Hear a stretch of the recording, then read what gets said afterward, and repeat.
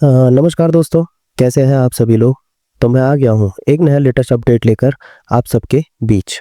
तो दोस्तों, सुनने में आपको थोड़ा आश्चर्य होगा, लेकिन यह सच है कि अगस्त 2025 में पश्चिम बंगाल का सुंदरबन टाइगर रिजर्व एक ऐतिहासिक मोड़ पर पहुंच गया है, क्योंकि अब यह क्षेत्रफल के लिहाज से भारत का दूसरा सबसे बड़ा टाइगर रिजर्व बन चुका है और इसकी सीमाओं का विस्तार आधिकारिक तौर पर कर दिया गया है। यह निर्णय सिर्फ पर्यावरण संरक्षण की दृष्टि से ही महत्वपूर्ण नहीं, बल्कि भारत की जैव विविधता, बाघों की सुरक्षा और स्थानीय समुदाय के भविष्य के लिए भी बेहद अहम साबित होने वाला है। दरअसल national board for wild life ने 19 अगस्त 2025 को पश्चिम बंगाल सरकार के उस प्रस्ताव को हरी झंडी दे दी है, जिसमें सुंदरबन के 3 नए फॉरेस्ट रेंज मटला, रायदिगी और रामगंगा को एसटीआर में शामिल करने की सिफारिश की गई थी। इस तरह एसटीआर का कुल क्षेत्रफल करीब 1044.68 वर्ग किलोमीटर और बढ़ गया है। अब इसकी सीमा लगभग 3629.57 वर्ग किलोमीटर तक फैल गई है। इससे पहले सुंदरबन टाइगर रिजर्व का आकार करीब 2585 वर्ग किलोमीटर का था और यह भारत के छठे 7वें सबसे बड़े रिजर्व की सूची में गिना जाता था। लेकिन अब यह सीधे सीधे भारत के सबसे बड़े टाइगर रिजर्व नागार्जुन सागर आंध्र प्रदेश के बाद दूसरे स्थान पर आ गया है। यह विस्तार सिर्फ कागज पर एक भौगोलिक सीमा का बदलाव नहीं, बल्कि भारत की वाइल्ड लाइफ कंजर्वेशन स्ट्रेटजी में एक बड़ा बदलाव है, क्योंकि सुंदरबन दुनिया का सबसे बड़ा मैक्रो वन है, जिसे यूनेस्को जैसे वर्ल्ड हेरिटेज साइट घोषित किया हुआ है और यहाँ के बाघों को दुनिया के बाकी टाइगर रिजर्व से अलग माना जाता है, क्योंकि ये स्विमिंग टाइगर्स के नाम से मशहूर है। यानी ये बाघ गहरे पानी में तैर सकते हैं और अपने शिकार का पीछा कर सकते हैं। सुंदरबन टाइगर रिजर्व का इतिहास भी बहुत दिलचस्प है। इसे 1973 में प्रोजेक्ट टाइगर के तहत स्थापित किया गया था और तब से लगातार इस क्षेत्रों को संरक्षित करने की कोशिश होती रही है।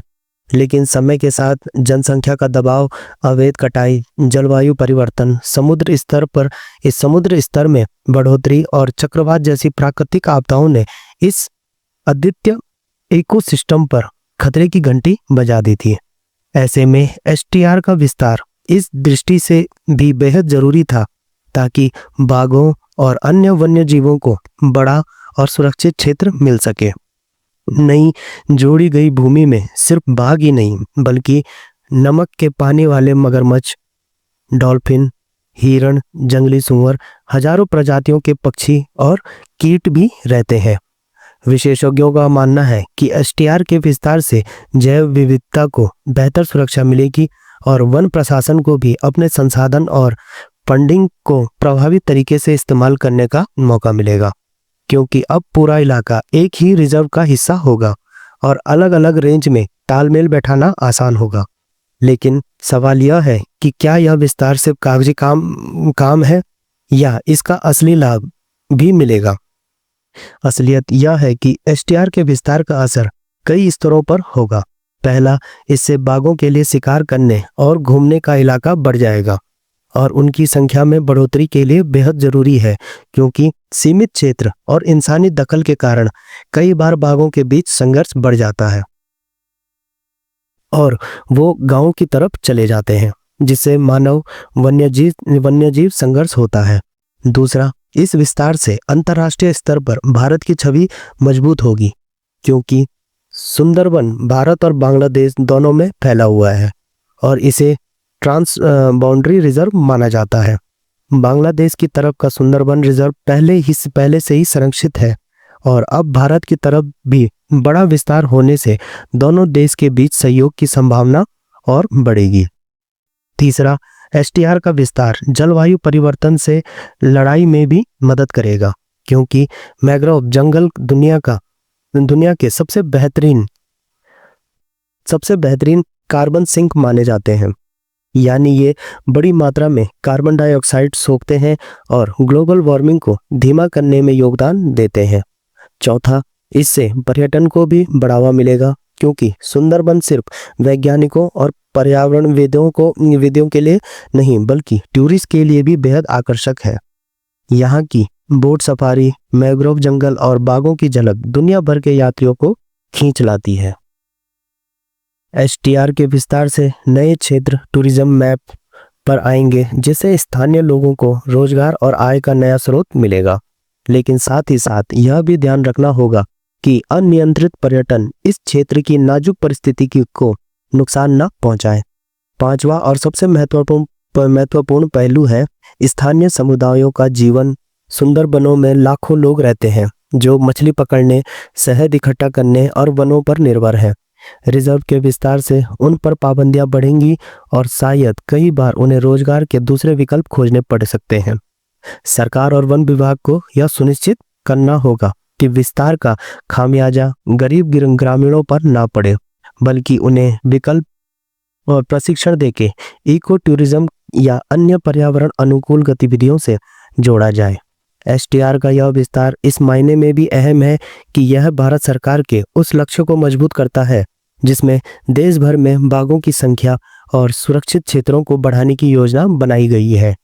याद कीजिए कि 2022 में all India tiger estimation report आई थी, जिसमें भारत में बाघों की संख्या 3167 बताई गई थी और भारत दुनिया के कुल बाघों की लगभग 75% आबादी को संरक्षित करता है। ऐसे में एसटीआर का विस्तार सीधे इस लक्ष्य को मजबूत करता है।